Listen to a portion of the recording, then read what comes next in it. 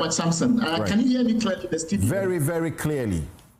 Wonderful. And I think with your permission, can I just make a presentation to explain what we mean by gold for oil, etc., because that will help a lot of your viewers understand when we start to explain the losses and the origin of the losses. Exactly my invitation to you, sir. Thank you so very much. We're always grateful for these opportunities. So what we're going to be doing now is describing in some detail, within the short amount of time that we have, how the gold for oil program was conceived, how it was supposed to be executed, how it eventually was executed, and how through that execution we had already predicted, materialized, and eventually led to losses that we believe, amount to losses to the state, which requires additional investigation and possible prosecution of those found guilty, that's criminally guilty, if any. So first of all, let's start off with consumption of fuel in this country. Fuel, like other commodities, have to be refined to be used. So there's crude oil, which is oil that you take raw from the ground, then you refine it into different kinds of fuel used for different purposes. There are fuel that you use in your car, typically called gasoline, or in Ghana we tend to call it petrol. There is diesel, which is very similar. There is aviation fuel, which is used for planes, marine fuel used for ships and boats and things like that, etc., etc. Kerosene, all of these are fuels. On the screen, you see that our consumption of fuel has been increasing quite dramatically. I'm only showing you for gasoline. And you can see that the amount of gasoline we consume has more than quadrupled over this very short period from 2000s until now. But there are other types of fuels, and this what you see on the screen now is a breakdown of some of the different kinds of fuels that we use. And what has happened over the years is because of weak industrial policy or problems in our industrial policy, we are not able to refine these fuels in our own country. We have to import them. Or at the very least, you have to import the vast majority of the fuels that we consume, the tonnage of the fuels we consume. And the amount of money, the dollars that we were using, moved between $250 million to about $400 million because as consumption grew, the more money we needed to import. What is funny though is that as consumption grew, the economies of scale should have improved, making it more viable to produce refined fuel in our country. Because the more you consume, the bigger the output is, and therefore often the more efficient your refinery plants will be. Even though we have two major refining plants in the country, Tema Oil Refinery and Central, both of them are not functioning to their fullest and their optimal due to weak policy. And this is what I call catonomics, where we often are very clear what we want, and we define it often in political terms. So we want to, improve our ability to add value to our commodities. So we produce oil, we want to add value to it. This is something that every political actor in this country supports. This is something that everybody in this country kind of wants to happen. We want to reduce how much of our dollars that we use to import goods from outside, etc. However, when it comes to the how we actually do these things, somehow we disconnect the stated objective from the actual mechanics of getting the result. So we have this so-called economic problem that continues to bedevil us as a country. So in short, we've not been able to fix the oil refinery and Central, and therefore we keep importing fuel.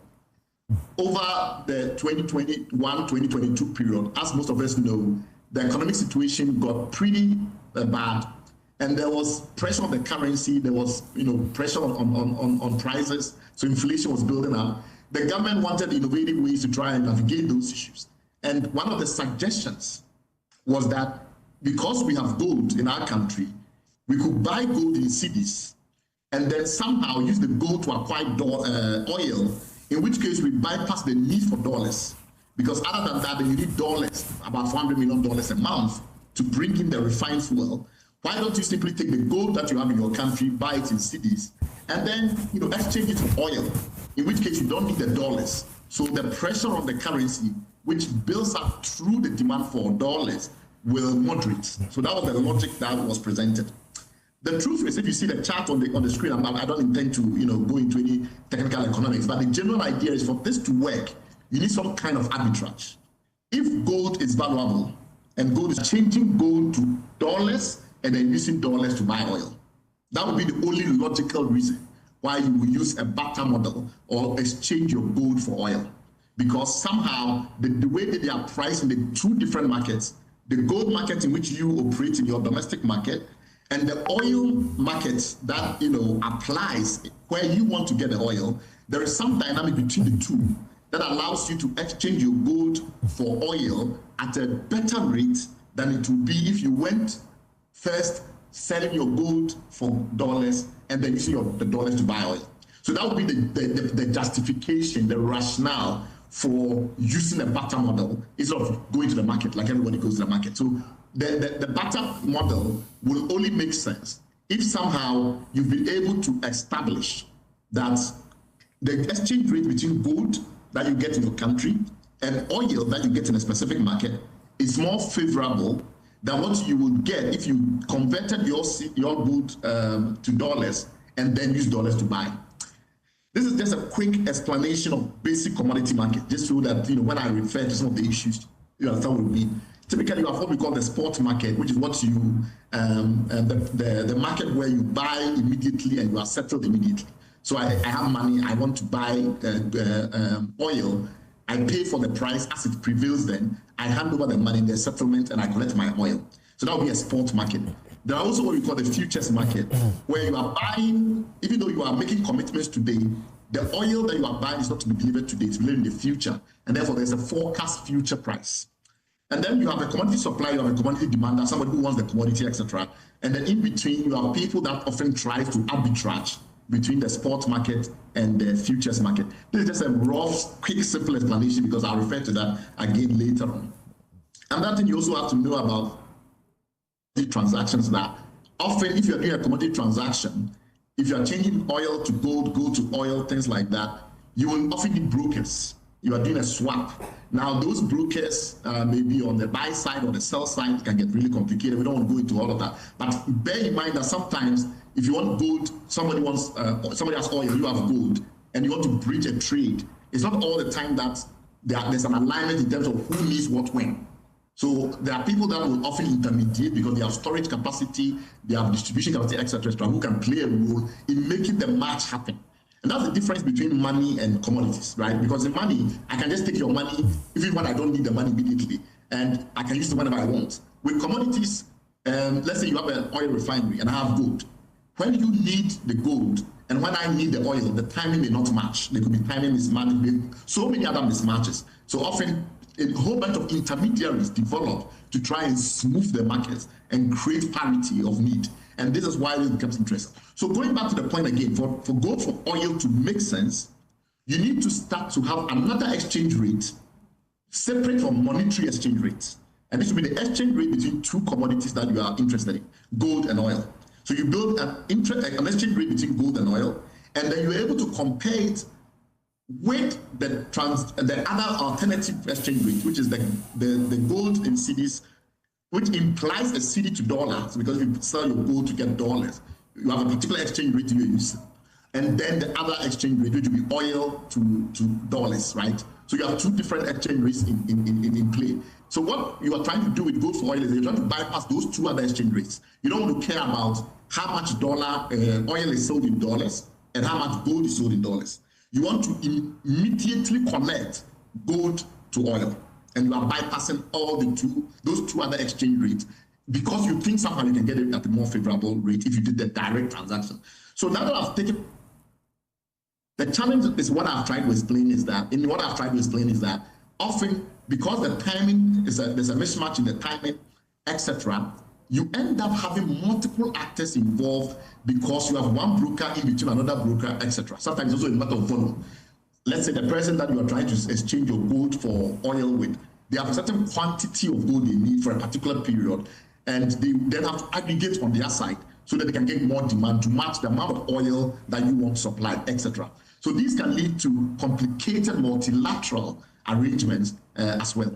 In short, you are often in a barter arrangement looking at the pros and cons, whether or not you are conserving capital versus whether or not you are getting the right amount of value, whether or not you have a relationship that allow you to get something at a better price than the open market, or if because of tax exemptions and things like that, it's much better to do an exchange than to do a direct trade. So there are two key issues we have to bear in mind. One of them is that there are transparent markets in oil, in gold, and in those transparent markets, typically you are dealing with cash. I want to buy, I want to sell my gold. I go to a transparent market like the London Bullion Market, LBMA, or Shanghai COMEX, any of these international markets. And there's so many buyers and sellers. So we have what we call price discovery. The prices are very well known, very well transparent, and they are often highly liquid markets. If you want oil, you are there's the same situation. You go to oil markets. Rotterdam is a major oil market for refined oil. Antwerp, there are refined commodity markets also in Chicago, etc. You go there, you can buy as much oil as you want. In this case, it's refined fuel. You can buy as much refined fuel as you want.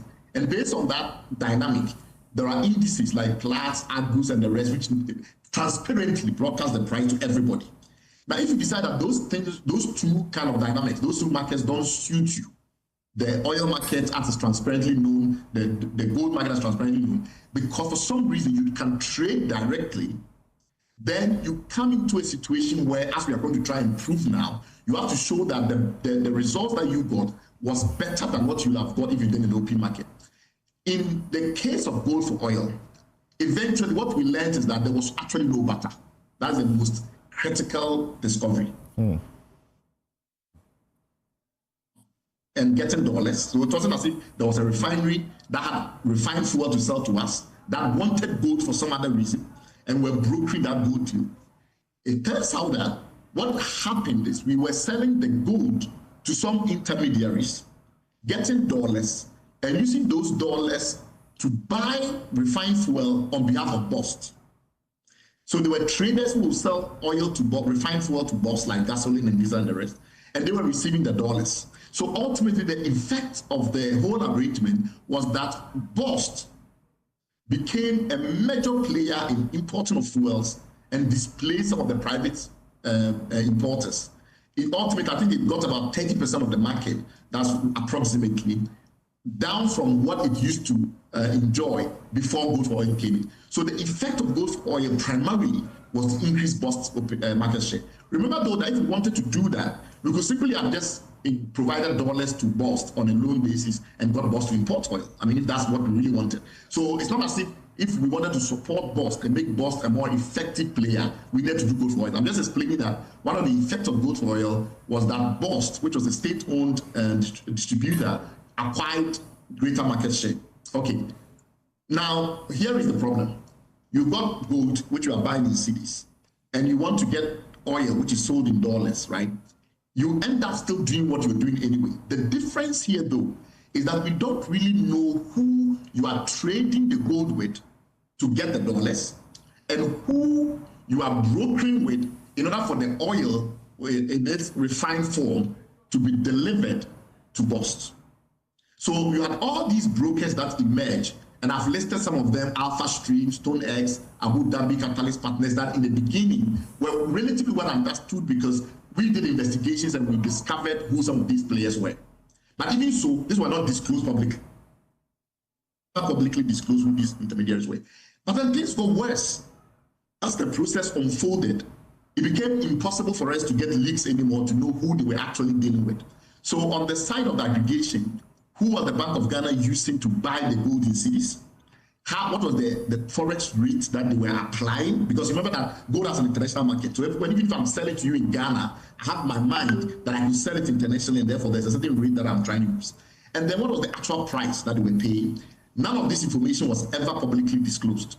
So they would do a deal in Ghana, they would buy the gold from aggregators, and then sometimes they would finance the aggregators. So that's where these gold rich issues come in. They will give money in advance to the aggregator to go and buy the gold and bring it to them in cedis. And then when they get the gold, they have to send it to somebody else through another series of intermediaries to get the realized dollar. And then when they get the dollars, they then have to use the dollars to buy the fuel and bring it in. In each of these instances, there were no public disclosures of who these actors were, who was aggregating the gold on the ground, who was eventually bearing the risk of any losses that arise if you buy the gold at a certain price and the price moves in the international market in a way that you can't realize the dollar value. All those challenges arise from lack of transparency, is the opacity. That's what delivered those problems. So there are theoretical risks that we knew, which we warned about. And those theoretical risks include the fact that if you give money to someone to go and buy gold for you, the person may bring you less gold than you anticipated. The gold that the person brought to you, the gold content, because what you get is what you call DOR, which is a kind of gold that is refined to a certain point. The gold that is sold in the international market is often refined to 99.9%, etc. What you get from buying in the market in Ghana may be 90% or even less, or 92% or whatever. So due to all those dynamics, the prices may change and may shift. All of those dynamics require transparency. Now, if you miss,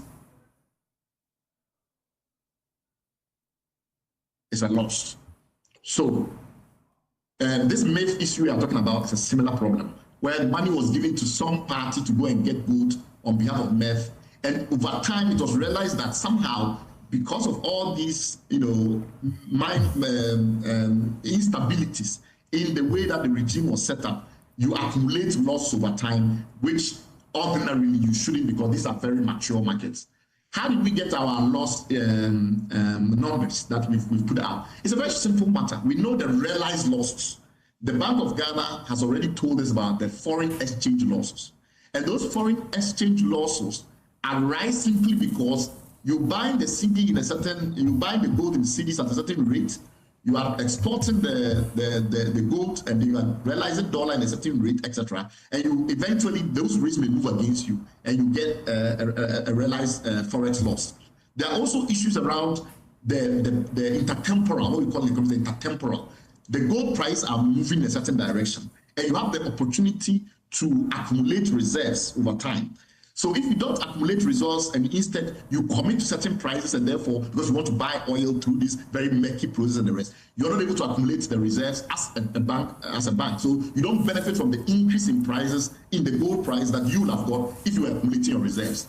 There are also issues around the hedging and the basis risk that we've investigated. There are issues around import premia, etc. If you get involved in oil trading, there are so many of these different cost elements where if you do a counterfactual analysis, that's if the Bank of Ghana had not done that, what would have been the realized gain or loss? So we have just done a counterfactual analysis.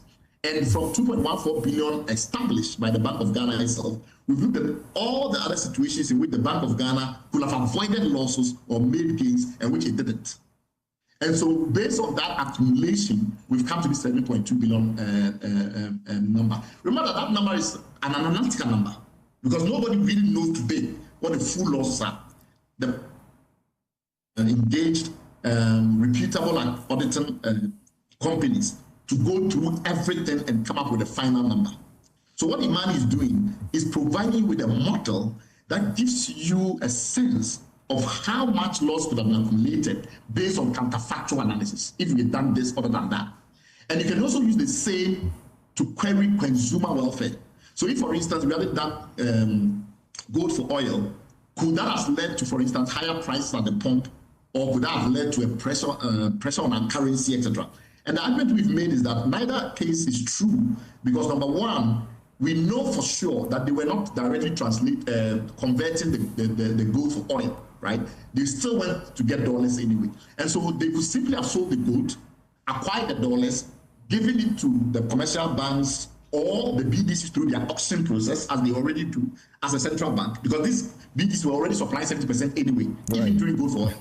So given all those facts, they will have done all of those issues, and then the pricing dynamics in the market will not have changed. In fact, if you apply our counterfactual analysis and you look at, okay, how much dollar would have gone into the market if the BOG had been more transparent in the way that it did this and passed the dollars through an auction process, the effect is that actually we may have had slightly lower oil prices during gold for slightly lower fuel prices during the gold for oil phase than we eventually did.